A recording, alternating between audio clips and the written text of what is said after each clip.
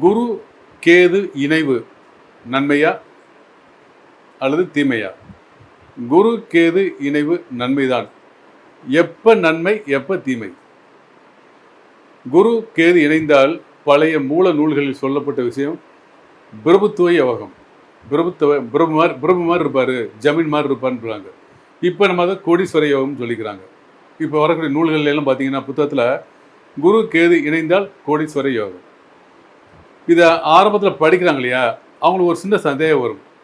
Sir, குரு கேது இணைவு கிட்டத்தட்ட ஒரு வருஷம், கேது ஒரு ராசியில் 1.5 வருஷம் இருப்பார், குரு ஒரு ராசியில் 1 வருஷம் இருப்பார்னு வச்சுக்கோமே. உத்தேசமாக ஒரு வருஷம் குரு கேது இணைந்து ஒரு ராசியில் இருந்து 1 வருஷம் ஒரே ராசியில் இருந்தால் அந்த 1 வருஷம் பிறக்கக்கூடிய குழந்தைகள் அத்தனை பேருக்கும் பிரபுத்துவ யோகம் இருக்குமா? கரெக்டு தானே? அப்போ எத்தனையோ கோடி குழந்தைகள், ஒரு நாளைக்கே எத்தனையோ கோடி குழந்தைகள் பிறக்குது உலகம் முழுவதும்.